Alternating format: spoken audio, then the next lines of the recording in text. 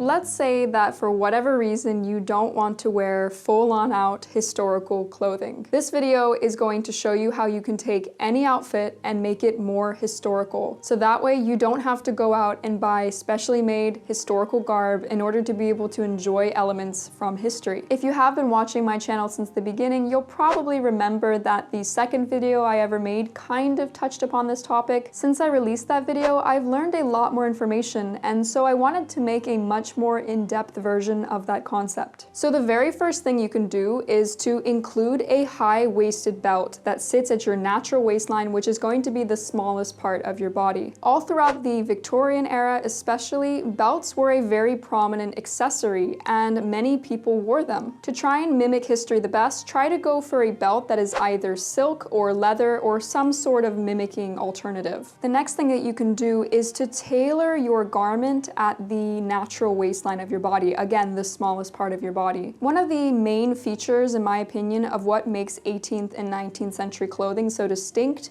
is more or less because of the very tailored waist. Now, Regency is of course a completely different situation, and we're not talking about Regency or the Empire waistline here, but overall, more often than not, the waistlines tended to sit at the high waist and they tended to be very form-fitting. You can also accessorize extensively. Don't be afraid to combine a lot of different accessories, because historically we see this happening all of the time. If you choose vintage and historical accessories specifically and you combine them with more contemporary clothing, it by default kind of makes the contemporary clothing feel more archaic. Some good examples of historical accessories that you can consider implementing includes a bonnet, a muff, a pair of leather or silk gloves, a wooden or a fabric covered fan, and you could even go for something like a boater hat or an apron. You can take that a little bit further as well and opt for vintage or historical eyewear or even a neckerchief. The possibility to choose accessories that are also historical is honestly endless. You can also switch out the things that you use day to day for a more historical alternative. For example, if you carry around a plastic bag, for instance, to do your shopping, switch it out for a canvas bag, a wicker basket, or even a jute bag. Anything basically that will feel a little bit more archaic. Another option too is that instead of carrying around a plastic water bottle, you could choose to carry around a metal canteen or another type of refillable container that is made from more archaic materials. Another tip is to choose natural fibers if you have the means to. So I know not everybody, of course, has the means to choose natural fibers for one reason or another, but if it is possible for you, try to opt for materials like linen, cotton, wool, and silk, because all of these are materials that people actually used throughout history. So if you plan to sew something for yourself, even if it has a more contemporary cut,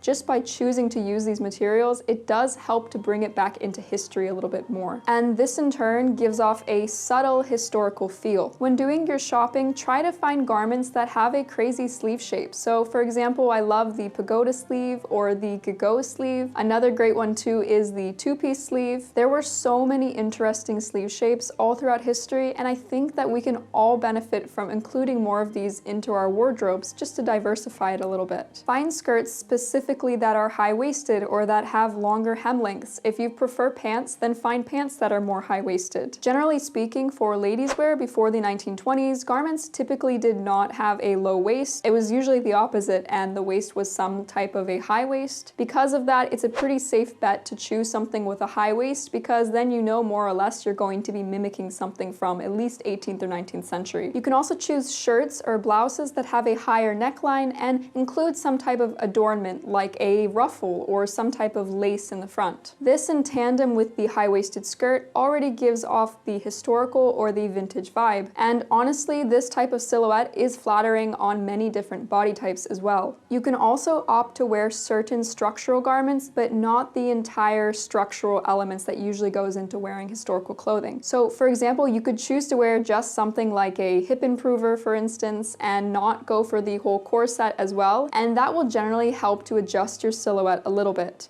Now, you won't get the exact same silhouette as someone that is also wearing a corset with their hip improver, but it will be a bit more modified than, say, if you weren't wearing one at all. Another option too is to wear a bust improver with the hip improver and just skip the corset. Obviously, every body is beautiful naturally, and I'm not saying that any of this actually needs to be improved. This is just the original names of these items, but they do help to create a specific silhouette which can be flattering on all sizes. Throughout all of this, size truly doesn't matter. It's just about creating a specific shape. An interesting feature you can add into just about any garment, especially if you know how to sew, is insertion lace. Insertion lace is seen all throughout the 19th century and into the 20th century as well. It's not uncommon either to find insertion lace in contemporary clothing that you would find at your typical store. Because of that, it makes for a highly accessible characteristic of clothing, and you won't have to go too far out of your way to find it. To put a bit of focus upon shoes, the best bet to mimic history is to find something like a French heel, a Louis heel, or a curved heel. They're basically all the exact same thing. You see this type of heel all throughout the 18th century, and if you just go on eBay or another place where you can buy shoes and you type in something like curved heel or a French heel, there's a good chance you'll be able to find at least a pair that has something similar. You can also opt for leather high boots that are either lace up without a zipper or don't include anything at all, so they're just slip-ons, or pick ballet flats that are made from silk, satin, leather, or some type of similar material. This works excellently to mimic any looks that are from the 1790s up until the 1840s. Use waistcoats to your advantage even if you prefer more feminine clothing. The reason why is because women all throughout history also wore waistcoats in some circumstances, and so it can completely be made more feminine, especially if that's something that you prefer. Look for tailored waistcoats that have turned back lapels, and if you look for one with longer fronts, this can really help to mimic some of the characteristics of the 18th century, the earlier half of it in particular. If you can, try to find matching sets. A lot of historical clothing, especially for ladies wear, tended to have a matching set. If any of you have seen my prior videos, you've likely noticed that a lot of my garments are more of matching sets. And that's not just because I enjoy wearing matching clothing, that's also because we tend to see a lot of this throughout history. Even if something was referred to as a dress or a gown, a lot of the time it would just be a matching skirt and a matching bodice. And when combined together, it would end up looking like one complete garment. You can mimic this historical fashion element by specifically searching for a matching skirt and blouse set, preferably one that is made from the same material,